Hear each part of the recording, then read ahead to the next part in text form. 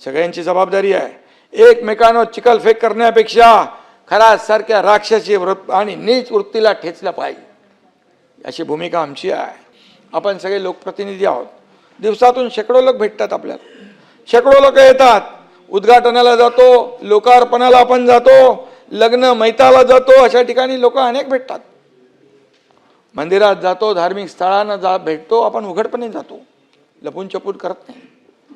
आणि या ठिकाणी असणाऱ्या लोकांच्या गुन्हेगारी प्रवृत्तीविषयी आपल्याला काही माहिती असतं असं नाही आहे। उद्या तीच व्यक्ती गुन्हा करते, मग त्याच्यावर असलेले लोकप्रतिनिधींचे फोटो व्हायरल होतात। ते झाले, पण याचा अर्थ लगेच त्याच्याशी त्याचा संबंध आहे असं मानण्याचं कारण नाही। मिलिंद नार्वेकर इथं बसले, त्यांचाही फोटो झळकलाय, आणि म्हणून त्यांचा फोटो असणं म्हणजे त्यांच्याशी काही संबंध असणं असं जोडता येणार नाही। आणि म्हणून तसं मिलिंद नार्वेकर चांगला माणूस आहे। फोटोचं बोललात तुम्ही, पण काही लोकांचे तर फोटो आहेत, पण अनिल राव त्या खरातसाठी शेतकऱ्यांचं तोंडचं पाणी कुणी दिलं? हे आहे, इकडं आहे, आपण नाही, हे जी आर आहे, हे माझ्याकडे जी आर आहे। आणि म्हणून तुम्हाला सांगतो, जेव्हा आरोप करतो तेव्हा समोरच्याकडे एक बोट असतं, दोन बोटं असतात, पण 3 बोटं आपल्याकडे असतात। हे प्रत्येकाने ठरवलं पाहिजे।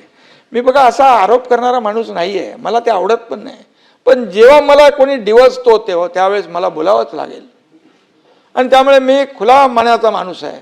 माझं सगळं काही लपून छपून मी काय काम करत नाही, जे करतो ते अगदी मोकळ्या ढोकळ्या आणि उघडपणाने करतो। आणि म्हणून 48 किलोमीटर पाईपलाईन, ही पाईपलाईन कोण टाकली, हे सगळं जास्ती काय मला बोलायचं नाही, पण काही लोक जास्त बोलले तर मात्र बरेचसे राज माझ्याकडे आहेत।